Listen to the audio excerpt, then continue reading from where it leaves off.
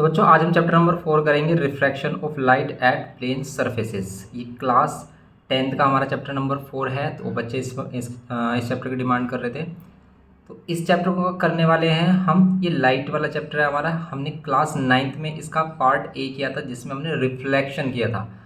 तो रिफ्लेक्शन के बाद अब इसमें रिफ्रैक्शन का कॉन्सेप्ट आ जाता है। अब ये रिफ्रैक्शन क्या है, ठीक है, मोस्टली बच्चों को पता होगा कि रिफ्लेक्शन क्या होता है। तो रिफ्लेक्शन सिंपल कॉन्सेप्ट है हमारा कि रिफ्लेक्शन में क्या होता है। देखो रिफ्लेक्शन में तो लाइट रिफ्लेक्ट होकर वापस आ जाती है, उसे कहते हैं रिफ्लेक्शन। ओके, ये रिफ्लेक्शन होता है हमारा क्या, bouncing back of light in the same medium after striking a plane polished surface. ठीक है, किसी पॉलिश्ड सरफेस से अगर लाइट स्ट्राइक होकर सेम मीडियम में वापस आ जाती है और उस पॉइंट पर अगर हम क्या करते हैं, एक नॉर्मल ड्रॉ करते हैं। नॉर्मल किसे कहते हैं, परपेंडिकुलर लाइन को। इस प्लेन सरफेस पर अगर हम परपेंडिकुलर लाइन ड्रॉ करें, कहाँ पर, उस पॉइंट पर जहाँ पर इंसिडेंट रे आपकी क्या हो रही है, स्ट्राइक कर रही है प्लेन सरफेस को, इसी को हम पॉइंट ऑफ इंसिडेंट भी कहते हैं।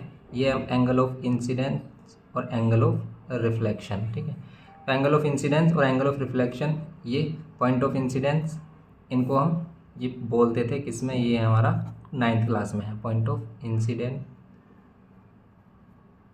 Angle of incidence, angle of reflection, incident ray और रिफ्लेक्टेड रे, इसको हम इंसिडेंट रे रिफ्लेक्टेड रे कहते थे। ठीक है, ये इंसिडेंट रे और ये रिफ्लेक्टेड रे होती थी हमारी। Angle of incidence, angle of reflection, ये रिफ्लेक्शन का है। और रिफ्रैक्शन में सिंपल क्या है कि रिफ्रैक्शन में इस बार क्या होगा, रिफ्रैक्शन में इस बार लाइट रिफ्लेक्ट नहीं होगी। यहाँ पर क्या होता है कि अगर लाइट एक मीडियम से दूसरे मीडियम में एंटर कर रही है, लेट कर लेते हैं जैसे कि एक ग्लास है ये, ठीक है, ये एक ग्लास है, ये क्या कर रही है लाइट, एक ग्लास, मोटा सा ग्लास ले लेते हैं हम, इस ग्लास में एंटर कर रही है, लाइट करते हैं। तो लाइट रे अगर उसमें ओब्लिकली एंटर करती है तो वो क्या हो जाती है, वो थोड़ा सा बेंड हो जाती है। देखो जाना चाहिए तो था उसे इस तरीके से ही, बिल्कुल सेम स्ट्रेट पाथ में, लेकिन वो थोड़ा सा बेंड हो जाती है। इसी को हम रिफ्रैक्शन कहते हैं। ठीक है, तो bending of light enter from one medium to another. अब इस पॉइंट पर अगर हम क्या करते हैं, एक नॉर्मल ड्रॉ करते हैं। नॉर्मल वही परपेंडिकुलर लाइन, ठीक है। तो ये वाला जो एंगल होता है नॉर्मल और इंसिडेंट रे के बीच का एंगल, ठीक है, इंसिडेंट रे के बीच का एंगल, ये एंगल ऑफ इंसिडेंस, और ये होता है हमारा एंगल ऑफ रिफ्रैक्शन। इस बार ये होगा हमारा एंगल ऑफ रिफ्रैक्शन। ठीक है, इसे हम एंगल ऑफ रिफ्रैक्शन बोलेंगे। और ये हमारा इंसिडेंट एंगल है, ये angle of incidence, incident angle, angle of incidence. Okay, incident ray, refracted रे, एक बस इसमें ये कॉन्सेप्ट है। अब इसमें एक छोटा सा कॉन्सेप्ट ये है कि ये लाइट रे क्या होगी, अगर ये ग्लास में एंटर कर रही है, बाहर भी आएगी हमारी।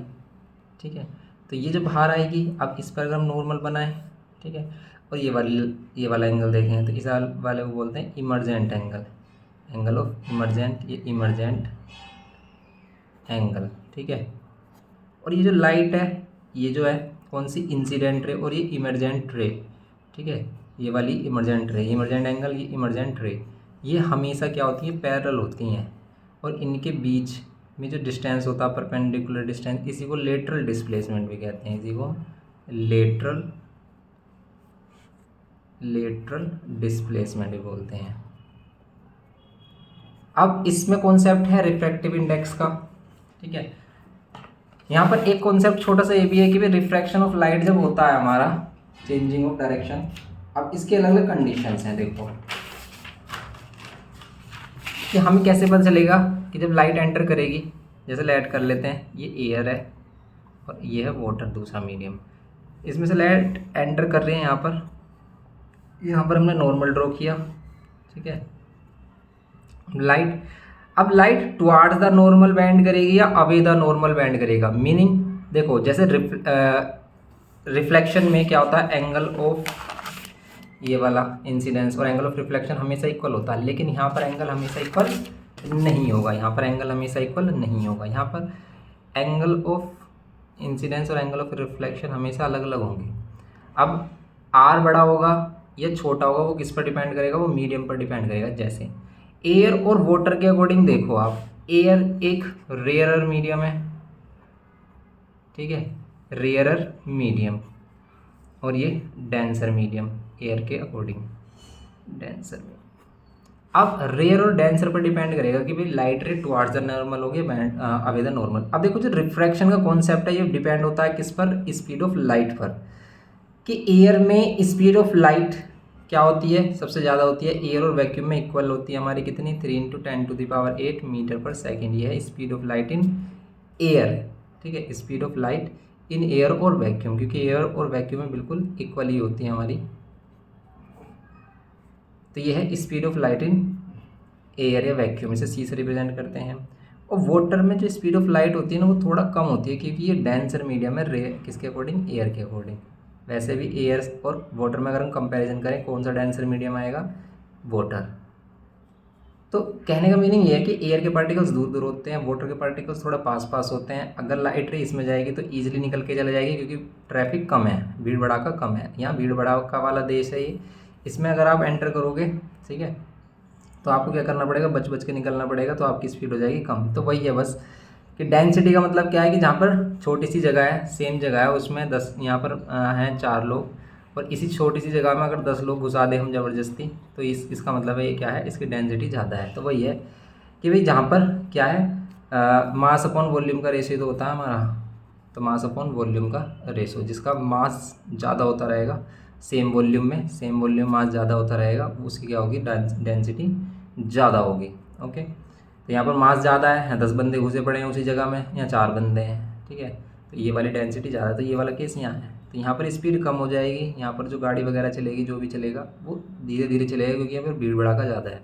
तो बस उसी की वजह से स्पीड ऑफ लाइट डाउन हो जाती है, और स्पीड ऑफ लाइट डाउन हो जाती है तो टुवार्ड्स द नॉर्मल, ठीक है, डाउन। अगर कोई भी स्पीड, किसी की भी स्पीड कम हो जाएगी तो वो धीरे धीरे चलेगा, तो बिल्कुल वो किनारे किनारे चलेगा आराम से, ठीक है। तो ये आएगा टुवार्ड्स द नॉर्मल बैंड होगा। लेकिन अगर हम क्या करें, इसको अपोजिट कर दें, कि लेट कर लेते हैं यहाँ पर कोई मीडियम है ग्लास, और यहाँ पर है वाटर।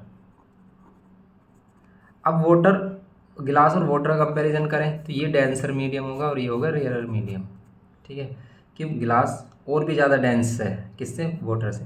तो अब अगर हम इसमें इंसिडेंट रे डालें यहाँ पर, ठीक है, तो अब ये जो होगा ना, ये अब जाना चाहिए था तो बिल्कुल इसे सीधा, लेकिन ये इस तरीके से सीधा ना जाकर ये और भी इधर जाएगा, ठीक है, ये जाना चाहिए था तो बिल्कुल स्ट्रेट, लेकिन ये क्या होगा, अवे द नॉर्मल बैंड होगा। इस बार आर की वैल्यू क्या हो जाएगी, आई से भी बड़ी हो जाएगी। समझ रहे हो आप इस बात को? तो बस यही कॉन्सेप्ट है इसका। देखो इस कॉन्सेप्ट में रिफ्रैक्शन सिर्फ एक ही केस में नहीं होता। क्या रिफ्रैक्शन कब नहीं होता, एक तो अगर आप किसी भी लाइट रे को नॉर्मली फॉल कराओगे, अगर आपने लाइट रे नॉर्मली मतलब 90 डिग्री पर फॉल कराई है तो उसमें रिफ्रैक्शन होगा ही नहीं, क्योंकि फिर एंगल ऑफ इंसिडेंस भी जीरो होगा, एंगल ऑफ आर भी जीरो होगा, लाइट रे बैंड ही नहीं होगी। इस केस में लाइट रे बैंड नहीं होगी, लेकिन यहाँ पर स्पीड थोड़ी सी कम हो जाएगी, लेकिन बैंड नहीं होगी। तो यहाँ पर बैंडिंग ही नहीं होगी, तो यहाँ पर रिफ्रैक्शन भी नहीं होगा। तो नॉर्मल एंगल पर, ठीक है, या फिर जब इंसिडेंस एंगल जीरो हो जाता है तो रिफ्रैक्शन वाला केस नहीं होता है। ओके, या फिर दोनों की डेंसिटी सेम हो, या फिर दोनों मीडियम में स्पीड क्या हो, लाइट की सेम हो। स्पीड ऑफ लाइट सेम कब होगी, जब दोनों मीडियम बिल्कुल सेम होंगे, तो बस फिर तो रिफ्रैक्शन होगा ही नहीं। ये केस है इसमें। ओके, तो ये केसेस इसमें यहाँ पर समझाए भी है हमें इस चीज़ को।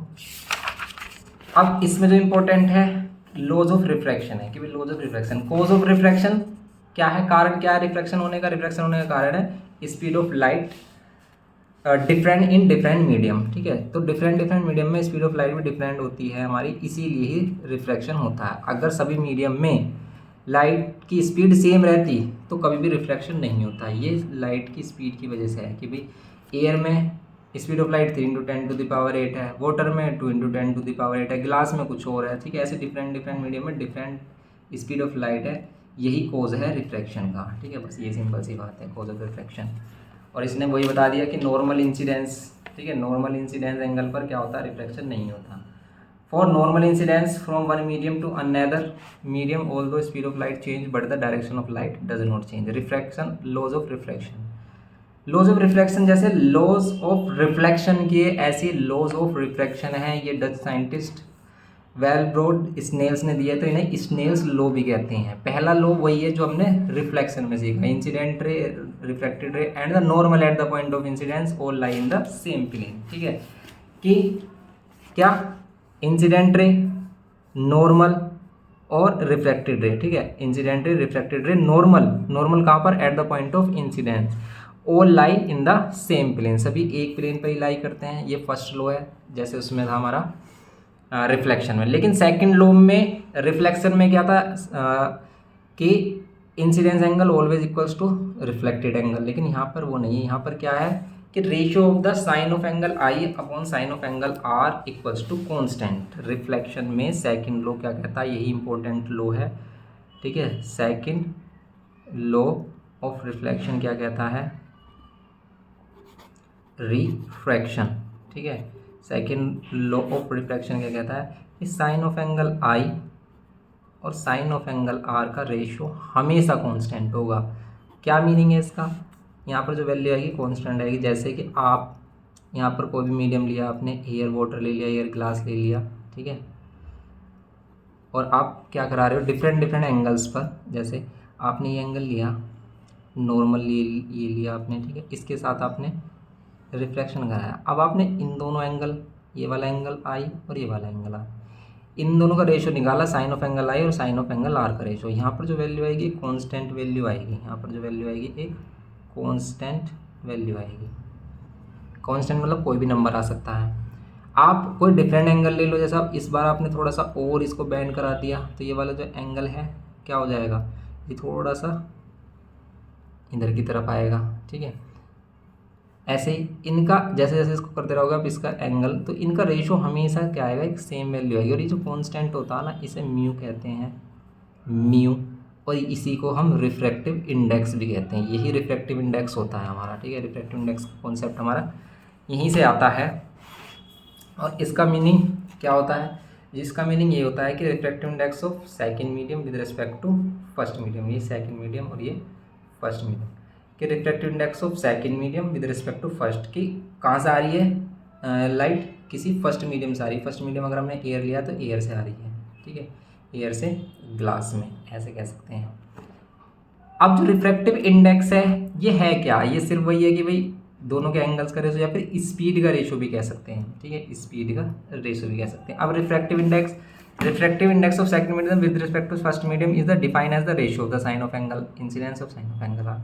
रिफ्रैक्टिव इंडेक्स हम कैसे कैसे फाइंड कर सकते हैं, या तो हमारे पास क्या हो, दोनों के क्या हो, एंगल्स बताओ कि इंसिडेंस एंगल और रिफ्रैक्टेड एंगल बताओ, या फिर क्या बताओ रिफ्रैक्शन के लिए, या फिर हमें पता हो स्पीड ऑफ लाइट इन ये वाला कौन सा medium, first medium, speed of light in first medium, और यहाँ पर speed of light in second medium, ये हो हमारे पास, ये होगा, तब भी हम speed of refractive index find कर सकते हैं।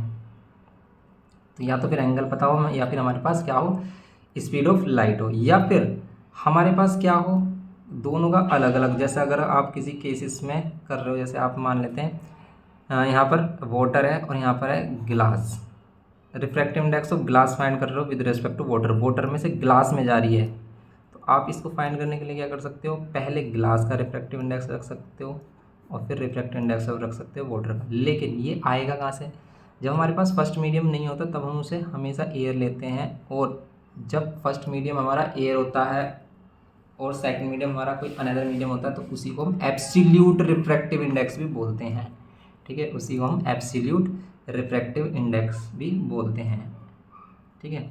अब ये हो गया हमारा। अब ये आता कैसे, देखो रिफ्रैक्टिव इंडेक्स इसमें लिखा है कि effect on speed, frequency and wavelength due to refraction of light, कि रिफ्रैक्शन ऑफ लाइट जब होता है तो स्पीड, फ्रीक्वेंसी और वेवलेंथ पर क्या इफेक्ट पड़ते हैं, ठीक है। तो स्पीड पर तो इफेक्ट आपने देखा ही है कि आप एक मीडियम से दूसरे मीडियम पर जाओगे तो रेयर से डेंसर पे जाओगे, स्पीड ऑफ लाइट क्या होगी, डिक्रीज होगी। अगर स्पीड ऑफ लाइट डिक्रीज होगी तो वेवलेंथ भी होगी, लेकिन फ्रीक्वेंसी अनचेंज रहती है इसमें, ठीक है। When a ray of light gets reflected from rare to denser medium the speed of light decreases, speed of light decrease हो जाती है। While if it is reflected from denser to rare, लेकिन अगर डेंसर टू रेयर जा रही है तो speed of light increase हो जाएगी। Frequency F of light depends on the source of light, frequency सिर्फ किस पर डिपेंड करती है कि सोर्स कौन सा है, किस तरीके की लाइट हम यूज़ कर रहे हैं, ठीक है। वो किसी पर डिपेंड नहीं करती, मीडियम पर डिपेंड नहीं करती, वो सोर्स ऑफ लाइट पर डिपेंड करती है, कौन सी लाइट है, लेजर लाइट है, कौन सी टॉर्च वाली लाइट है, ठीक है, किस तरीके का मीडियम है, सोर्स ऑफ लाइट है, ठीक है। तो ये चेंज नहीं होता, फ्रीक्वेंसी सेम रहती है। Speed of light v in medium is related to the wavelength lambda and the frequency. तो मतलब अब यहाँ पर क्या है कि when light passes from rare to denser medium the wavelength decrease. अगर स्पीड ऑफ लाइट डिक्रीज तो उसकी वेवलेंथ भी डिक्रीज। वेवलेंथ को हम लैम्डा से रिप्रेजेंट करते हैं, तो इसमें एक रिलेशन आता है। देखो आपको पता है speed velocity, speed is equals to क्या होता है, डिस्टेंस अपॉन टाइम होता है, ये आपको पता ही है। स्पीड को अगर हम v से रिप्रेजेंट करें, डिस्टेंस को करते हैं हम लैम्डा से, और टाइम को करते हैं हम t से। और 1/t क्या होता है, f होता है 1/t। ये 1/t क्या होता है, f। तो हम इसकी जगह रख सकते हैं f। तो ये रिलेशन आता है कि lambda is equals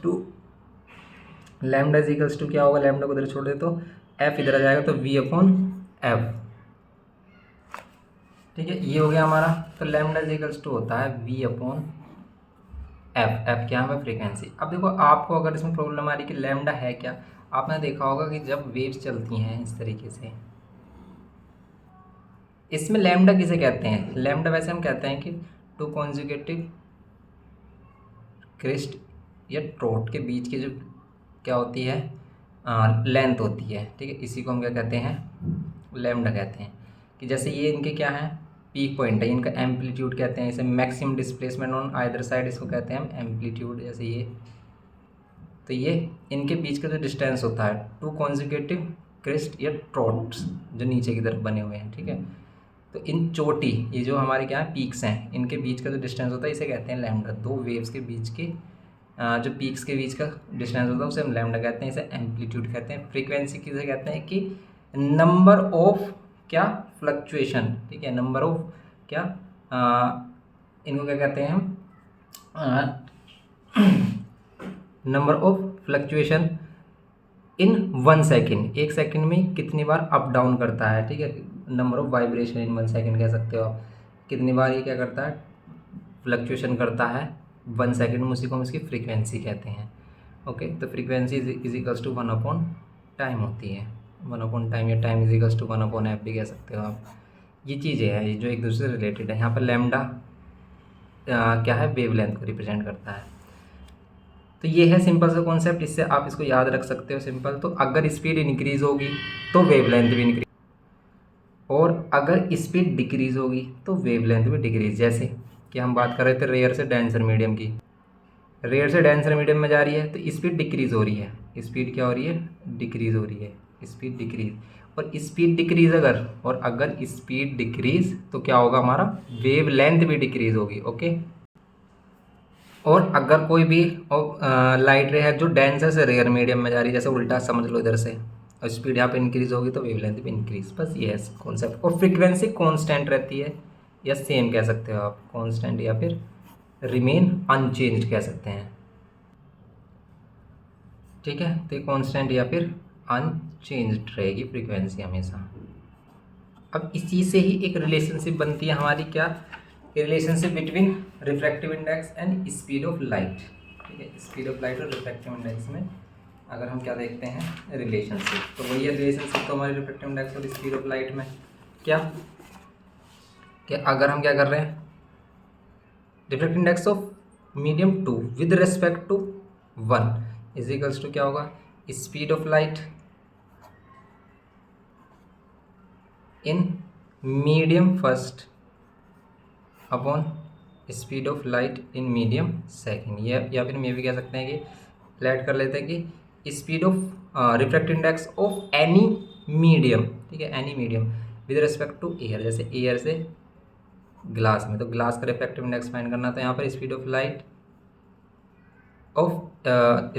in air upon speed of light in glass, तो C/V इस तरीके से रिप्रेजेंट कर लेते हैं।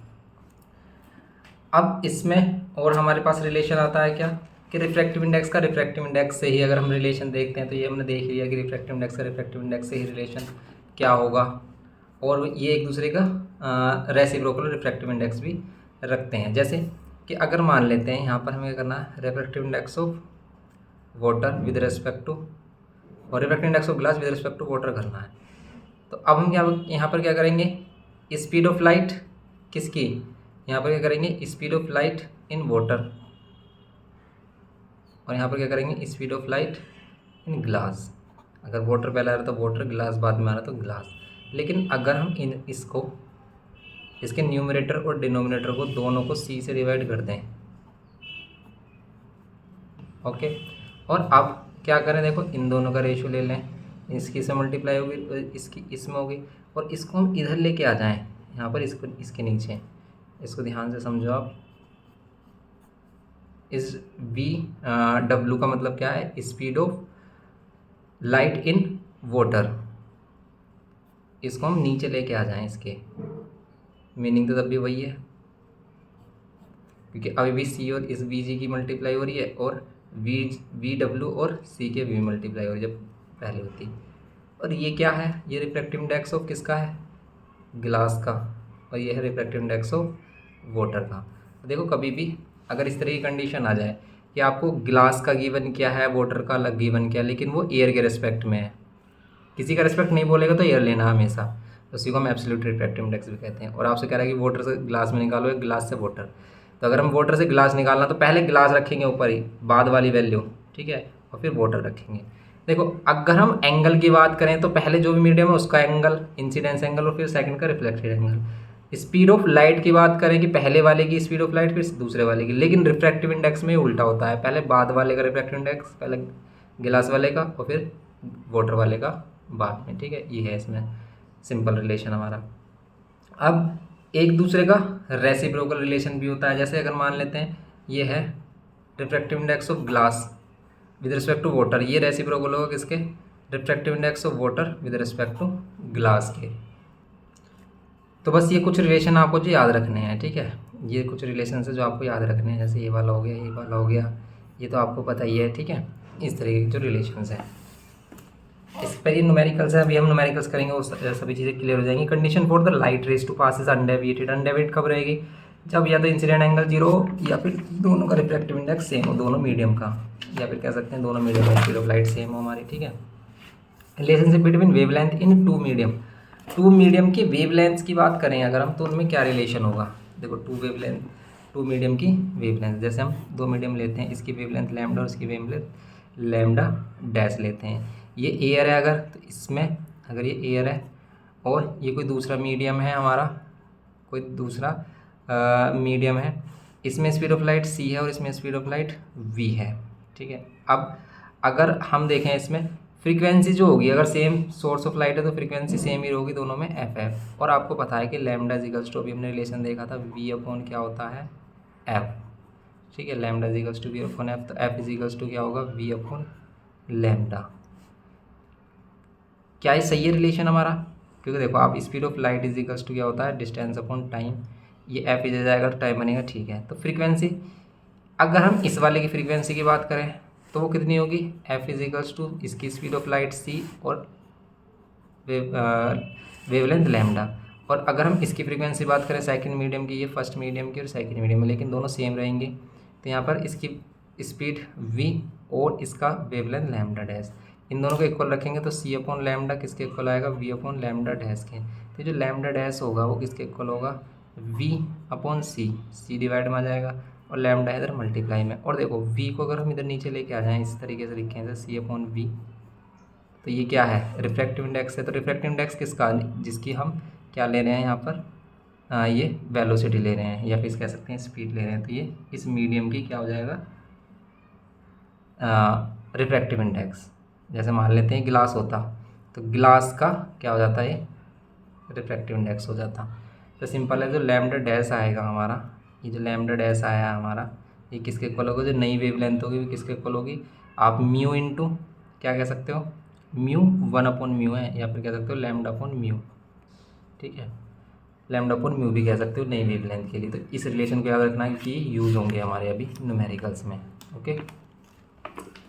ये छोटे से सिंपल कॉन्सेप्ट के बाद अगर हम बात करें इसे factor affecting the refractive index, refractive index को नेचर ऑफ मीडियम करता है, सिंपल सी बात है, नेचर कैसा है कि वो ग्लास है, क्या है, ठीक है, किस तरीके का मीडियम है हमारा, वो वाटर है, ग्लास है, डायमंड है, क्या है। Physical condition such as temperature increase करेंगे तो रिफ्रैक्टिव इंडेक्स डिक्रीज होगा, अगर टेम्परेचर इंक्रीज करेंगे तो उसमें स्पीड ज़्यादा होगी, स्पीड ज़्यादा तो रिफ्रैक्टिव इंडेक्स कम, रेस्ट क्या होता है, इनवर्स रिलेशन होता है। द कलर और वेवलेंथ ऑफ लाइट, कलर और वेवलेंथ पर डिपेंड करता है, कि जैसे रेड कलर की स्पीड सबसे ज़्यादा होती है, तो जिसकी स्पीड ज़्यादा होगी ना उसकी वेवलेंथ कम। उल्टा रिलेशन होता है स्पीड ऑफ लाइट में और किसमें, रिफ्रैक्टिव इंडेक्स में। और वॉयलेट कलर की स्पीड कम होगी, ठीक है, स्पीड कम होगी तो वेवलेंथ भी कम होगी और उसकी रिफ्रैक्टिव इंडेक्स होगा हाई, ठीक है, ये कह सकते हो आप।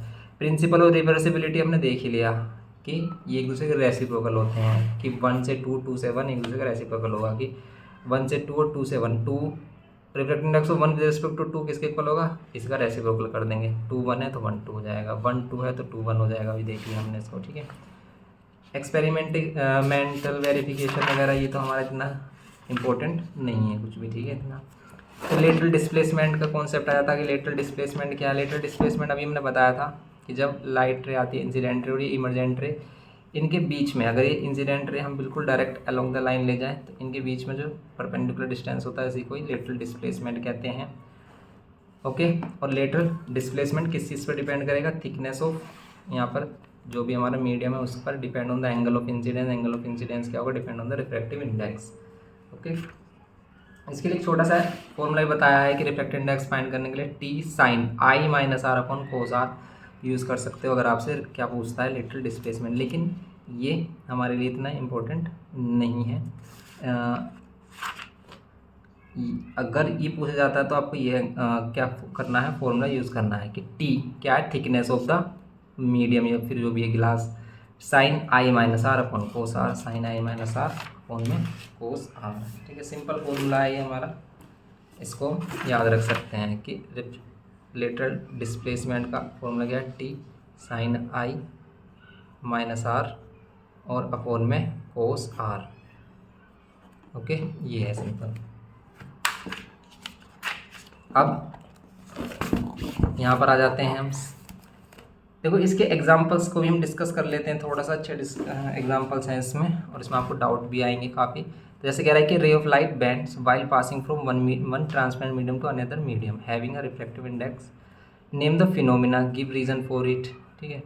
How do the following quantities change, speed, wavelength, frequency. Simple सी बात है, रिफ्रैक्शन वही है कि बेंडिंग ऑफ लाइट या फिर change of direction in changing in the is the change in speed of light in passing from one medium to another medium. अब बात करें कि भाई क्या क्या चीज़ें चेंज होगी, how the following quantities change, speed, wavelength. तो स्पीड क्या होती है हमारी, अगर रेयर से डेंसर मीडियम में जा रहे हैं तो स्पीड क्या होगी हमारी, डिक्रीज होगी, ठीक है। स्पीड डिक्रीज तो wavelength decrease, frequency remain unchange रहेगी हमेशा, और speed, wavelength decrease, amplitude decrease, ठीक है।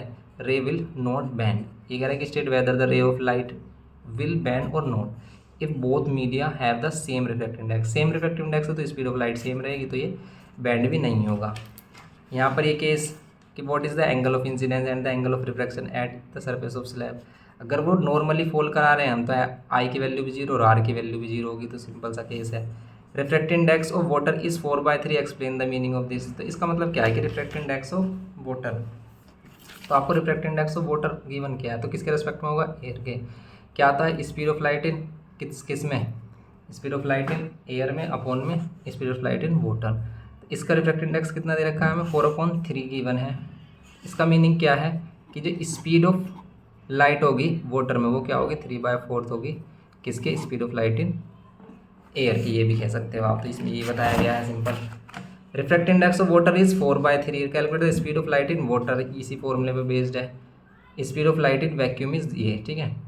रिफ्रैक्टिव इंडेक्स दे रखा है वाटर का रिफ्रैक्टिव इंडेक्स किसके रिस्पेक्ट में, एयर के। तो यहाँ पर आएगा C/V, रिफ्रैक्टिव इंडेक्स 4/3, C की वैल्यू आपको पता है 3 × 10⁸, V आपको चाहिए तो V चाहिए तो V उधर ले गया और 3 और 4 को उधर कर दो, 3 को उधर कर देंगे डिवाइड बाय 4, ये आएगा 3 3 9, 9 को 4 से डिवाइड कर लो, 9 को 4 से डिवाइड करोगे 4 1 जब 4 या 4 2 8, 4 2 8 पॉइंट, फिर 1 कैरी तो 4 2 8 और 4 5 से 22.25 × 10⁸ मीटर पर सेकेंड, ये आ जाएगी इसकी स्पीड, ठीक है। 2.25 × 10⁸ मीटर पर सेकेंड। Refractive index of water is 4/3 and of the glass is 3/2, what is the refractive index of glass with respect to air. वही क्वेश्चन आ गया हमारा, देखो जो हमने अभी बात की थी, कह रहा है कि रिफ्रैक्टिव इंडेक्स ऑफ वाटर, देखो सिर्फ रिफ्रैक्टिव इंडेक्स ऑफ वाटर बोल रहा है, विद रिस्पेक्ट टू नहीं बोल रहा, तो हमेशा हम उसे एयर लेंगे और कितना है 4/3, and refractive index of glass कितना है 3/2, तो एयर के रिस्पेक्ट में लेंगे, इन्हें हम एब्सोल्यूट रिफ्रैक्टिव इंडेक्स भी बोलते हैं जब हम एयर के रिस्पेक्ट में लेते हैं किसी भी रिफ्रैक्टिव इंडेक्स को। तो what is the refractive index of glass with respect to water, ठीक है, what is the refractive index of glass with respect to water. अब आपको बताना है ग्लास का रिफ्रैक्टिव इंडेक्स किसके रिस्पेक्ट में, वाटर के, तो पहले किसका रिफ्रैक्टिव इंडेक्स आएगा, बाद वाले का, ग्लास का, तो ग्लास का रिफ्रैक्टिव इंडेक्स आएगा और फिर किसका आएगा, वाटर का आएगा।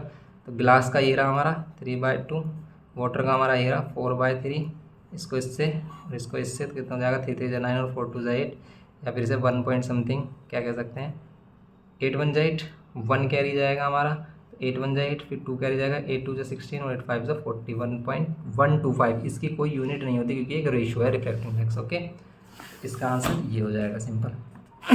फिर यहाँ पे है हमारा orange light of wavelength this travelling in a air get refracted in water, ठीक है, एक ऑरेंज लाइट है जो हमारी क्या हो रही है, एयर से वाटर में जा रही है। ओके, और इसकी जो वेवलेंथ है यहाँ पर वो कितनी है 6600 एंगस्ट्रॉम, का मतलब है 10⁻⁻10 metre. Travelling air get reflected if the speed of light in air, speed of light आपको पता ही है एयर में 3 × 10⁸ reflected index of water, reflected index of water given क्या है हमें, कितना 4/3। Find the frequency of light in air, ठीक है, frequency of light in air बतानी है आपको क्या होगा। तो frequency of light in air आपको पता है कि फ्रीक्वेंसी या फिर लैम्डा का जो फॉर्मूला होता है वो क्या होता है, v/, कितना होता है f होता है, f चाहिए अगर हमें तो हम v/λ कर सकते हैं। लेकिन अगर हमें एयर की ही क्या चाहिए, फ्रीक्वेंसी चाहिए, तो हम क्या करेंगे, यहाँ पर एयर में फ्रीक्वेंसी चाहिए लाइट की, तो v की जगह हम c ले लेंगे, c/λ। तो c हमारे पास है ही 3 × 10⁸, और लैम्डा की जगह हमारे पास है 6600 × 10⁻⁻10। ओके, सोल्व कर लो। 10 क्या है ये, देखो ये क्या है 100 को अगर हम अलग ले लें, इस 100 को 10⁻² कह सकते हैं, ऊपर है 10⁸ और यह 10⁻⁻10, बेस से हम पावर ऐड करेंगे 10⁻⁻8 हो जाएगा, और फिर ये ऊपर आकर 10⁻ कितना हो जाएगा, इसे कैंसिल कर देंगे 2 2 हो जाएगा 10⁻, ये -8 ऊपर आकर प्लस हो जाएगा 10⁻16 हो जाएगा, और इसको डिवाइड कर लो आप, जितना भी आएगी वैल्यू, इसमें दे रखी है क्या, एफ की वैल्यू 4.54 × 10⁻14 हर्ट्ज़, ठीक है, इसको डिवाइड करोगे तो 4.54, वैसे 0.454 आएगा समथिंग, ठीक है, 0.454 समथिंग आएगा, एक बार में भी नहीं आएगा, तो 0.054 समथिंग आएगी इसकी वैल्यू, 0.0454 समथिंग आएगी वैल्यू, और इंटू 10⁻16 है। ये पॉइंट इधर करने के लिए हम इसमें से 100 से डिवाइड करेंगे, तब जाकर ये 4.54 और ये 10⁻14 हो जाएगा। क्यों, क्योंकि हमने क्या किया, यहाँ पर 100 से डिवाइड किया, तो यहाँ पर 100 से क्या करना पड़ेगा, हमें मल्टीप्लाई करना पड़ेगा, पर इसमें मल्टीप्लाई करेंगे तब ये पॉइंट जाएगा। अगर हमने 100 से डिवाइड किया, तो ये पॉइंट तो हमारा क्या हो जाएगा, ये पॉइंट तो हमारा और भी इधर खिसक जाएगा, तो 100 से मल्टीप्लाई करेंगे तो ये पॉइंट इधर खिसकेगा यहाँ पर, और ये जो 100 है 10⁻² है, ऊपर जाकर माइनस हो जाएगा 10⁻14 बनाएगा, ठीक है, ये है इसमें सिंपल, ऐसे हम चेंज करते हैं, तो ऐसे आप इसको कर सकते हो, फ्रीक्वेंसी जो आई है हमारी।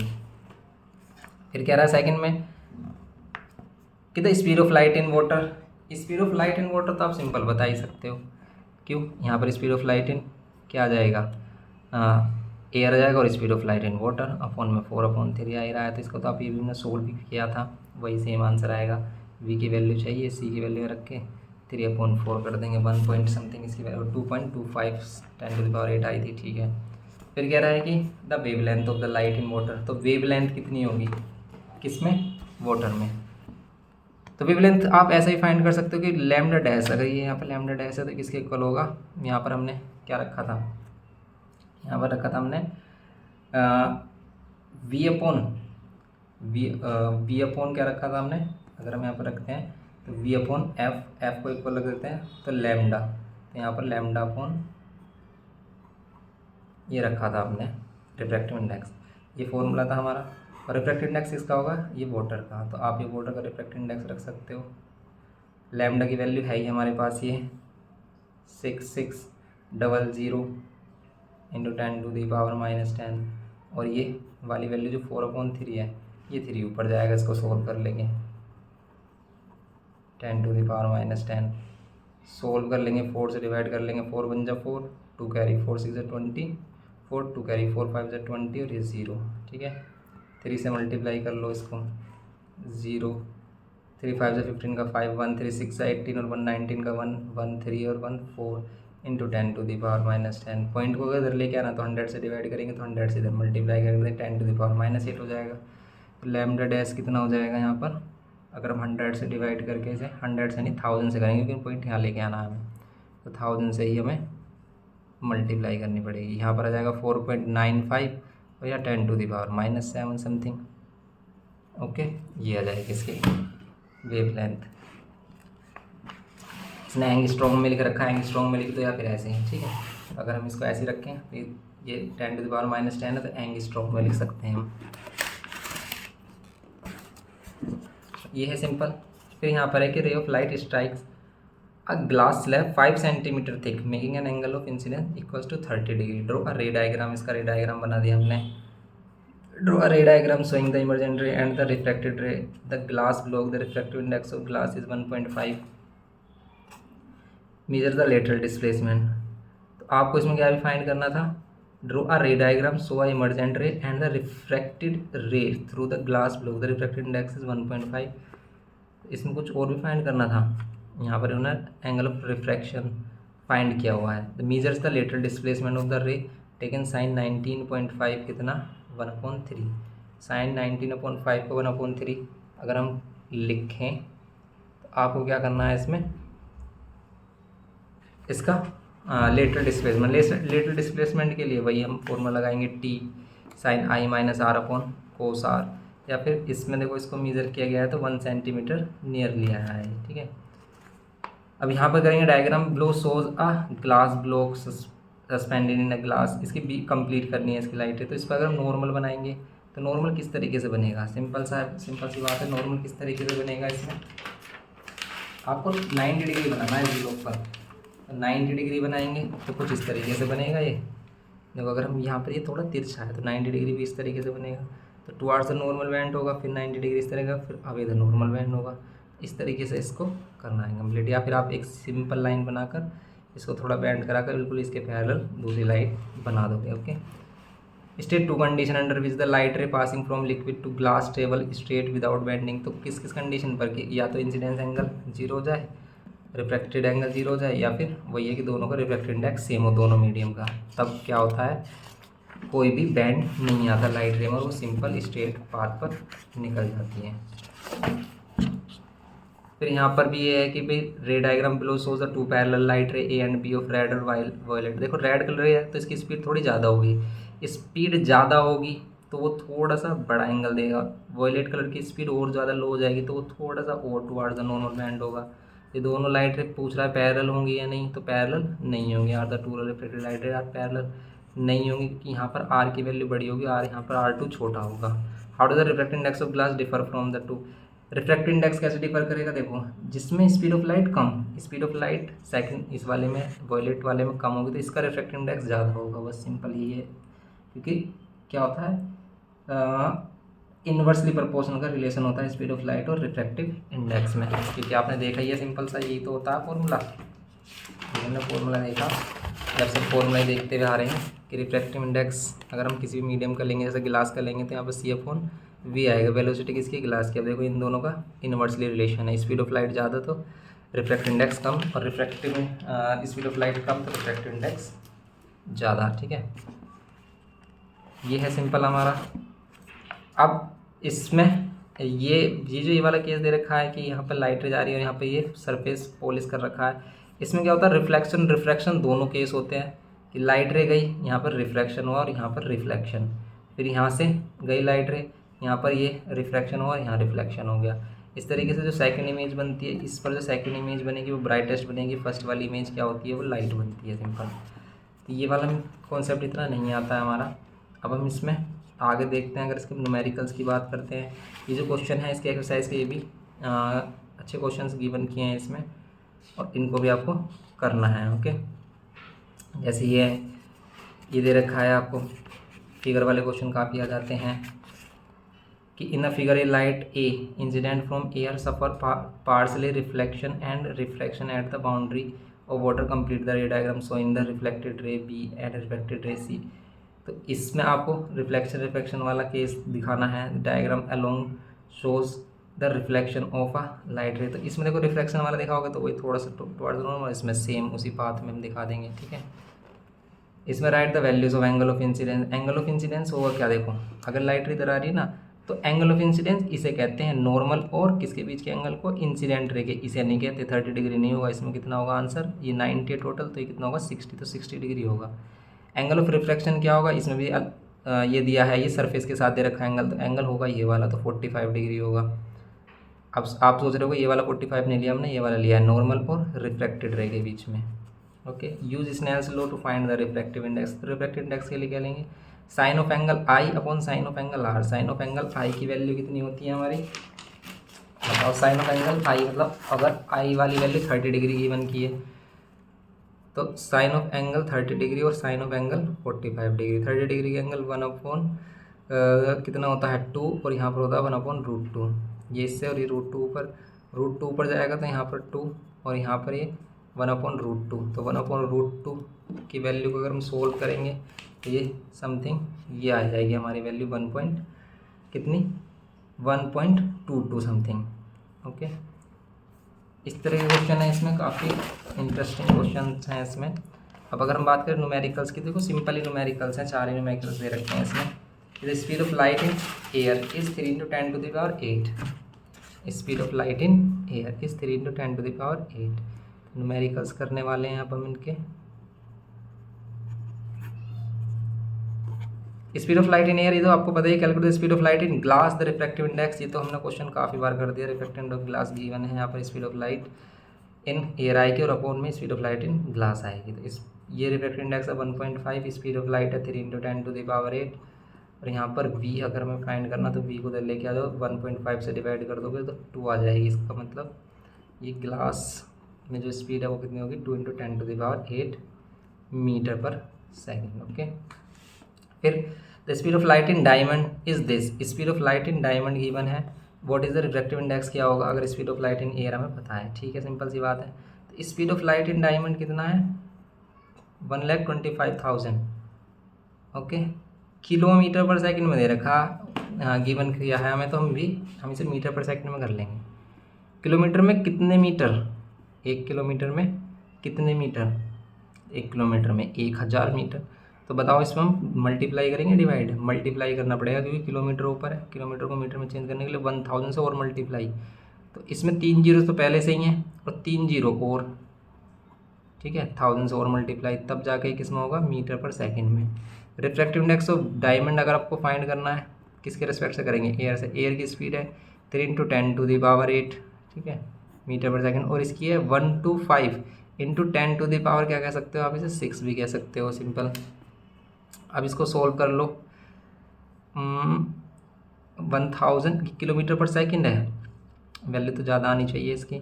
अगर हम इसको कैंसिल करते हैं, ठीक है सही आ रही है, इसको कैंसिल करते हैं तो ऊपर बचेगा 10⁻, कितना 2, 10⁻6 माइनस कर देंगे तो 10⁻2, मतलब 100 बचेगा। तो 100 को 3 से करेंगे तो ये आएगा। अब इसको आप कैंसिल कर लो, जैसे 5 से कर सकते हो, 5 6 30, 0, 5 2 10 और 5 5 5 से अगेन कर लो, 5 1 5, 5 2 10, 5 5 5 से कैंसिल कर लो, 5 2 10 और 5 4 22.4 इसका रिफ्रैक्टिव इंडेक्स आ रहा है। सेकंड वाले का 2.4 आ रहा है।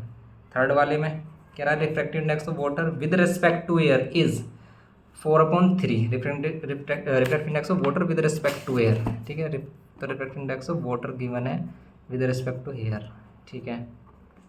What is the refractive index of air with respect to water, simple इसी का रेसिप्रोकल पूछा है। Refractive index of air with respect to air क्या हो जाएगा, विद रिस्पेक्ट टू वाटर क्या हो जाएगा, इसी का रेसिप्रोकल।